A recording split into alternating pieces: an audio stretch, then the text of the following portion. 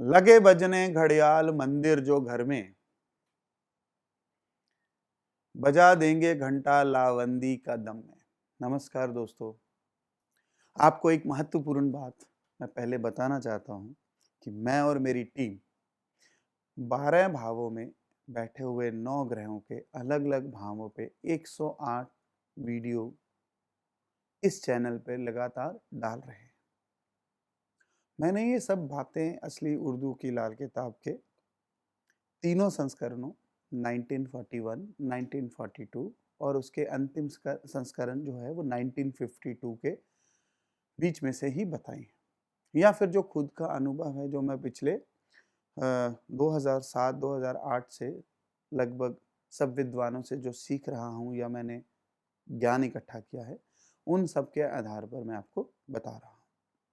मेरे ये वीडियो देखते समय अगर आपके मन में किसी तरह के कोई प्रश्न हो तो आप हमें नीचे दी हुई वेबसाइट पे, फ़ोन नंबर पे, कमेंट बॉक्स पे या ईमेल करके आप उसका प्रश्न आप हमसे पूछ सकते हैं। हम आपको इसका उत्तर ज़रूर देंगे। अब बात करते हैं चंद्र भाव नंबर 2 में क्या फल देता है। लाल किताब में बैठे चंद्र को खुद पैदा करता हुआ माया की देवी कहकर पुकारा गया है। इस घर में बैठकर चंद्र उच्च फल देता है और भाग्य को जगाने वाला होता है। ऐसे जातक को धन, संपत्ति और परिवार का सुख हमेशा प्राप्त होता है। ज्यादातर ऐसे इंसान की खुद की बहन या इसकी पत्नी की बहनें नहीं होती, भाई ही होते हैं, और ऐसे में जातक का जन्म भी अमूमन शुक्ल पक्ष में ही होता है। ख्याल रहे कि अव्वल तो ऐसे जातक का भाई होता ही है, लेकिन अगर नहीं भी होता है तो आप शादी आपको ऐसी जगह करना चाहिए जहां आपका साला जरूर हो, यानी कि आपकी पत्नी का भाई जरूर हो, वरना चंद्र का जो पूरा नेक फल है वो आपको पूरा नहीं मिल पाएगा। ऐसा मेरा खुद का अनुभव भी रहा है कि ऐसा जातक खुद या उसके बुजुर्ग हथियार रखने के भी शौकीन होते हैं। ऐसा मैंने बहुत कुंडलियों में देखा है। लाल किताब में एक खास बात लिखी गई है इस इंसान के बारे में कि पूरी कुंडली में कितने भी मंदे ग्रह हों या बुरे ग्रह हों या बुरे योग बन रहे हों, लेकिन इस इंसान के जो औलाद है यानी कि बेटा है वह जरूर होगा। चाहे कोई भी ग्रह हो आपको ऐसा करने से रोक रहा हो, लेकिन चंद्र दूसरे भाव में आपको औलाद जरूर देगा। और इसकी कोई ऐसी तमन्ना जो इसके पिछले जन्म में अधूरी रह गई हो तो उसे कुदरत इस जन्म में पूरा करने का पूरा पूरा मौका देती है। पर इसके लिए आपको कुछ बातें हमेशा याद रखनी चाहिए और कुछ उपाय के जरिए भी आपको कुछ ना कुछ करते रहना चाहिए। आपको हमेशा अपने घर में कुछ हिस्सा, घर का हिस्सा कच्चा रखना चाहिए, यानी कि शुक्र स्थापित रखना चाहिए। जैसे कि कोई गार्डन हो गया, भले ही वो 1 या 2 फीट जमीन हो, यानी कि कोई मिट्टी वाली जगह हो जाए, कच्ची जगह हो जाए, या फिर अगर आप किसी फ्लैट वगैरह में फर्स्ट, सेकंड, थर्ड फ्लोर वगैरह में रह रहे हैं और आपका नीचे जमीन के साथ कोई कनेक्शन नहीं है, तो फिर आपको इसके लिए सलाह करनी पड़ेगी ताकि कोई आपको इसका बेहतर रास्ता बताए। दूसरा, अगर आप अपने मकान में चांदी या चांदी से बनी हुई कोई वस्तु लाल किताब मकान कुंडली के अनुसार किसी सही जगह पे आप स्थापित कर सके या उसे कच्ची मिट्टी में दबा सकें, तो आपको बुजुर्गी जायदाद में आपका जो जायज बनता हुआ पूरा हिस्सा है वह जरूर मिलेगा। और सबसे खास बात, आप जैसे इंसान को अपने वजन जितने चावल माँ से किसी खास दिन, वार, मुहूर्त पर बतौर आशीर्वाद जरूर लेने चाहिए और उनका जो उपयोग है वह करते रहे।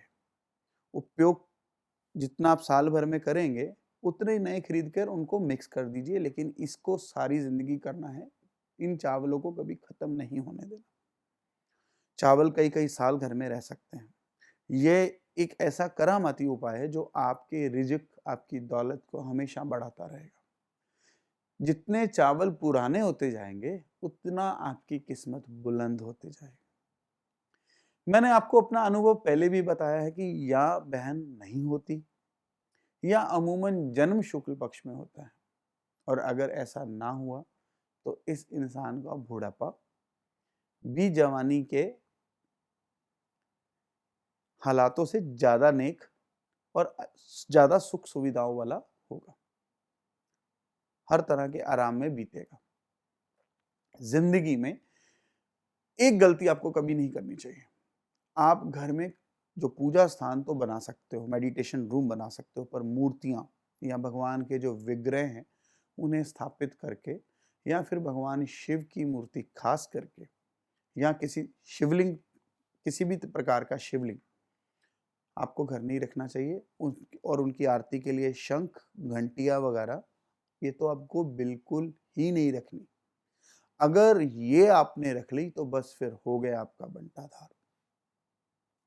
आप ऐसा समझें कि भगवान जो शिव हैं उनका जो वास है वो शमशान में है, और शमशान के निवासी भोले बाबा को जब आप गृहस्थ में बिठा लेंगे तो वह यहाँ आकर सुख की बजाय मातम ही देंगे।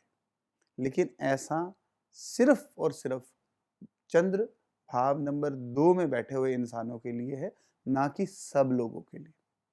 हाँ, बाकी लोग इस वहम से भी बरी हैं, वो सब अपने नियम कायदे से जो कर रहे हैं वो कर सकते हैं। परंतु अगर आपके परिवार में किसी का भी चंद्र 2 है तो उन्हें ये बात जरूर माननी चाहिए। इस घर में चाहे मंदिर की घंटी हो या घर की डोरबेल भी अगर घंटी की माफिक ही बजती हो या वैसी ही आवाज निकालनी हो जो कि नहीं बजनी चाहिए, और ना ही किसी तरह की कोई विंड चाइम जो हवा आदि से बजती रहती है, ऐसी चीजें आप अपने घर में कभी मत लगाएं। ऐसा करने से माँ का सुख, औलाद का सुख और धन दौलत का सुख हमेशा मंदा देखा गया। चंद्र के यहाँ होने से कुछ कुछ बातों का आपको खास ध्यान हमेशा रखना पड़ता है। जैसे कि कहीं सूर्य एक भाव नंबर 1 में तो नहीं है, शनि भाव नंबर 10 में तो नहीं है, हालांकि ये ड्यूटी किसी अच्छे ज्योतिषी की होती है ध्यान रखने की। बृहस्पति भाव 11 में तो नहीं है, बुध भाव 3 में तो नहीं है या 6 में तो नहीं है, या केतु 8 या 12 में तो नहीं है। और भी ऐसे कई योग हैं जो चंद्र के प्रभाव को पूरी तरह से विपरीत असर देने पे मजबूर कर देंगे, और इसके जो योग है वो बहुत मंदे हैं। मंदे योग इन हालातों में पैदा हो भी जाएंगे जो उपाय से ठीक हो सकते हैं बस। जिससे आपको क्या नुकसान हो सकते हैं, कभी कभी किसी की आंख की रोशनी, किसी की माँ का सुख, जमीन जायदाद का सुख, बुढ़ापे का हाल, ये सब इनके सब फल विपरीत हो जाएंगे जो मैंने अभी एक्सप्लेन किए थे। पर इनका एक्सप्लेन, अब इन सब के बारे में डिटेल में एक्सप्लेन करना जो है वो शायद यहाँ पे संभव नहीं है। आपको किसी अच्छे ज्योतिष के जानकार जो कि लाल किताब की अच्छी समझ रखते हो, आपको उनसे मिलकर इनका विचार करना चाहिए और इनके उपाय जरूर करने चाहिए। अब बात करते हैं पढ़ाई की, स्टडी की, तालीम की। ज्यादातर इस इंसान की जो एजुकेशन है वो मैंने माँ बाप के काम तो कम ही आती देखी है। हाँ, पर लाल किताब में इस भाव के चंद्र होने पर पढ़ाई को पहाड़ से निकला हुआ मीठा पानी कहकर पुकारा गया। इसलिए पढ़ाई का उत्तम फल तो मिलेगा, वो इस इंसान को मिलेगा, शायद माँ बाप के काम ना आए। इस पे भी कई तर्क वितर्क हैं जो मिलके ही किए जा सकते हैं। किस तरह की एजुकेशन आपको फायदा देगी? आपको इकोनॉमिक्स पढ़नी चाहिए, एग्रीकल्चर के अंदर डिप्लोमा करना चाहिए, बहुत फायदा देगा। इरिगेशन जो है उसके अंदर वाटर इरिगेशन, वाटर मैनेजमेंट के काम बहुत ज़्यादा फायदा देते हैं। आपका मैथमेटिक्स के अंदर इंटरेस्ट बहुत बढ़ेगा और आपकी मैथमेटिक्स तेज होगी, इसलिए आपको मैथ के साथ रिलेटेड सब्जेक्ट्स लेने चाहिए, फाइनेंशियल मैनेजमेंट के साथ रिलेटेड सब्जेक्ट्स लेने चाहिए। किसी भी तरह की ऑडिट, अकाउंटेंसी, सीए, इस तरह के लोगों के आपको जो विद्या है, एजुकेशन आपको फायदा देगी। आंखों से रिलेटेड आपको जो भी मेडिकल के अंदर सब्जेक्ट्स है वो आपको लेने चाहिए। डेंटिस्ट, केमिस्ट, प्लास्टिक सर्जरी के विभाग, इन सब में आपको मेडिकल के अंदर फायदा हो सकता है अगर आप मेडिकल लेने की सोच रहे हैं। अच्छे स्पीकर होने का फल आपको बहुत अच्छा मिल सकता है। अब बात करते हैं बिजनेस के बारे में, किस तरह के बिजनेस आपको फायदा देंगे। अमूमन राइस शैलर, चावल की सेल परचेज आपको बहुत फायदा देती है। हॉर्सेस, घोड़ों का जो अस्तबल है, स्टेबल्स हैं, घोड़े पालना, अलग-अलग ब्रीड्स रखना, ये बहुत फ़ायदा देता है, बड़ा रॉयल बिज़नेस है ये।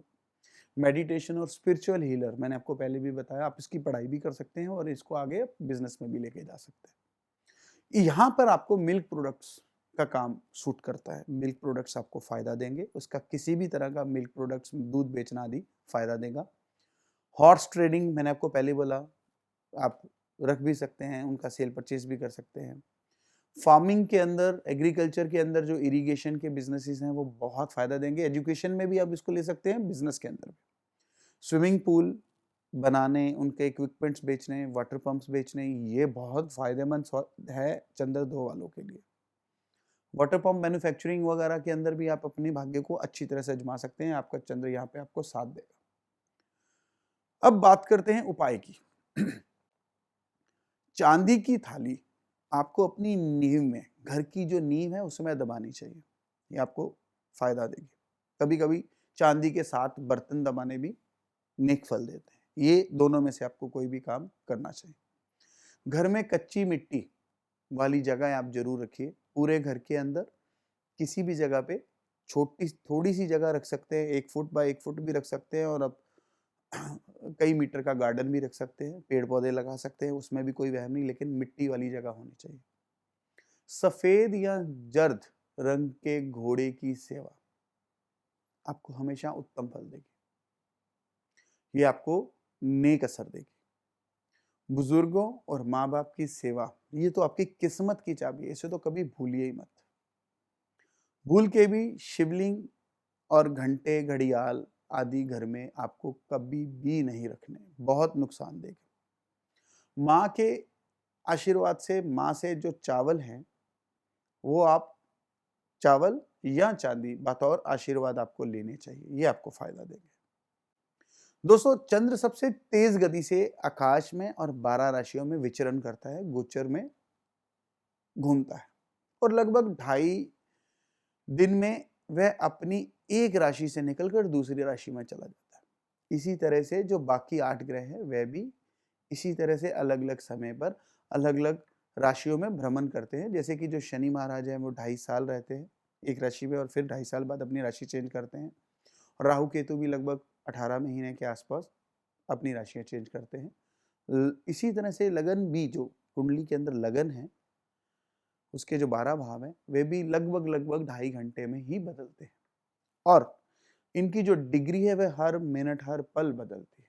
इसलिए कभी भी एक जन्म तारीख में अगर थोड़ा सा भी अंतर आ जाए कुछ मिनट का, तो भी उसका जो फलादेश है वो बदल जाता है।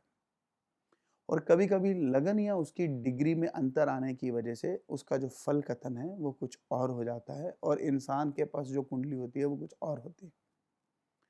कभी-कभी ऐसा होता है कि जब इंसान जन्म ले रहा होता है तो उस समय ही गोचर में कोई ग्रह अपनी 1 डिग्री से अपनी एक एक ग्रह एक भाव में अपनी डिग्री शून्य करके दूसरे भाव में आप विचरण कर रहा होता है। तो ये सब जो बातें हैं इनका अच्छा एक ज्योतिषी जो है आपकी कुंडली में फल कथन करते वक्त बहुत खास ख्याल रखता है। इसलिए आपको अच्छे ज्योतिष से ही मिलकर आपको अपनी कुंडली का विवेचन करवाना चाहिए। दोस्तों, हम लोग लगातार कई वीडियोस लेकर पहले भी आते रहे हैं, आगे भी आएंगे। आपको आशा करता हूँ आपको हमारी ये एपिसोड्स पसंद आते होंगे। आप हमारे इस चैनल को सब्सक्राइब करना मत भूलिएगा, लाइक करना मत भूलिएगा ताकि आपको आगे वीडियोस के बारे में पता लगता रहे। अपना आशीर्वाद बनाइए रखिए। जल्दी ही मिलेंगे नए एपिसोड में कुछ नया लेकर। तब तक के लिए नमस्कार।